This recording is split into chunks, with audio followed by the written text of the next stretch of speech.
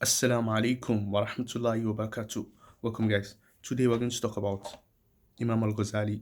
I was just listening to one of his work called The Confession. Okay, so it's like the confession of Imam al Ghazali. I don't know why I prefer like audiobooks than actual books. That's how I read many books. Like if I was to like read the copy, like physical copy, I might not read a lot of books because I can get tired and stuff. But when I'm listening, I tend to listen to more books, and that way I'm able to like cover a lot of books. But anyway, that aside, he made a particular point I wanted to share with you guys. When someone charges you with philosophy, like this guy is a philosopher or something similar, and sometimes you wonder like, how is that even philosophy? Okay, and it's just you coming up with it on your own. No one, you didn't read any philosophy on it. You just thought that that's how it's supposed to be, and someone was like, that's philosophy. Exactly. So in this book, The Confession, Imam Al Ghazali was talking about his journey through life, his academic journey, his personal development, his search for truth, and all of that. And he said something about the fact that a lot of people charge him with philosophy, whereas they don't know that he actually came up with the idea on his own. So nobody taught him. He didn't read it from any philosophy. He just came up with it after a lot of thought. Now, it doesn't mean someone has not said it before, but the point was he wasn't taking it from them. He just came up with it on his own. Now, there was this principle, I think even Ibn Rushd talk about the principle that truth does not contradict truth. So if something is true, in fact, in that book, Imam al-Ghazali also said something similar like that. If something is true, it is true. It doesn't matter where you're getting it from. If it is true, it is true. Anyway, but it was very interesting to me because me personally, in my own life, I've experienced this also. Sometimes I'm listening to some philosophical works or anything, even generally about life, and I'm like, how is that even something special? Because I already thought about it. I've already experienced it in my own personal life that I can say that this is like I know this. So I don't know if you have experienced something similar that you'll be listening to something and you'll be like, I thought that was normal. But the different and this is one of the also misconceptions about philosophy and this thing. Sometimes what they talk about is things that anyone can just have access to it.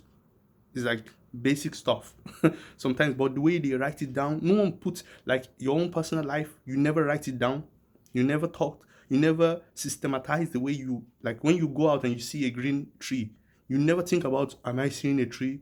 Is this a tree? Is it why is it green? You never think about things like that. You just go on living life.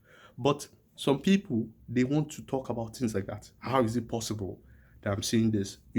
So that's why, yeah, the common people always think like, are you normal? Are you mad?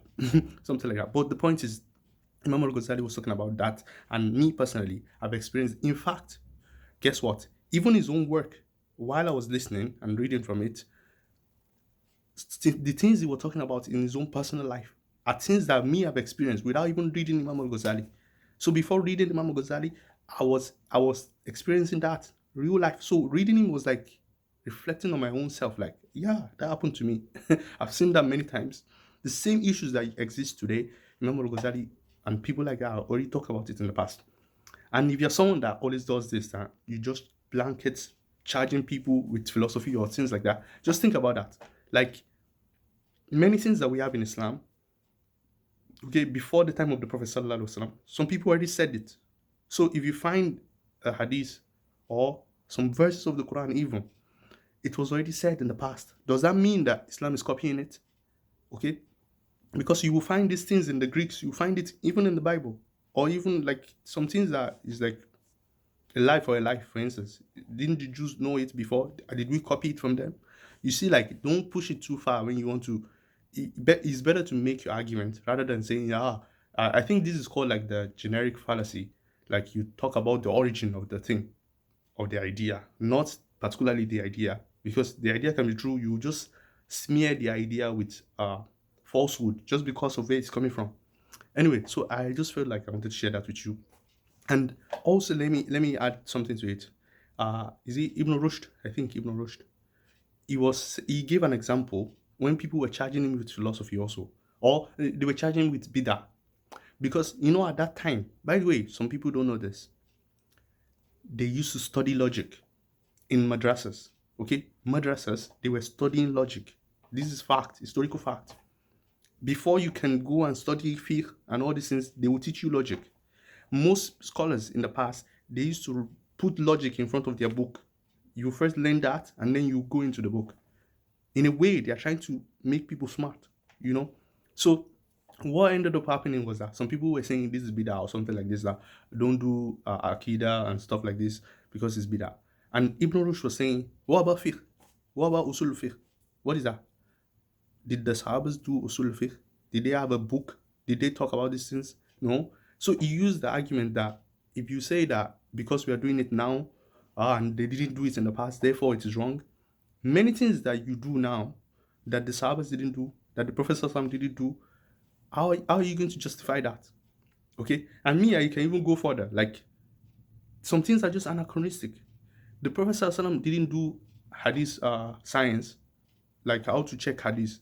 The Prophet ﷺ didn't do all the Sahabas. Neither did the Sahabas do that. Like, let's write a principle of how to judge if hadith is sahih or not. Because that time it wouldn't make sense to do that. Because you can just go to the Prophet and just ask him if he says something. You know? But when he's gone, some issues will arise that will change the way everything is. And some things will be needed.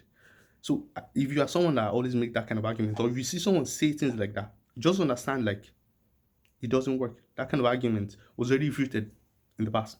Anyway, but it was just interesting to see, like, just all the things that you're experiencing in your own life right now, some people already did in the past. And this is one of the benefits of reading books like that. You will tend to get a personal experience with someone that lived like 800 years ago, or even more, and you get to see their life. And I just wanted to share that with you guys. Let me see what you think in the comment section. See you guys later. Wassalamu alaikum wa rahmatullahi wa barakatuh.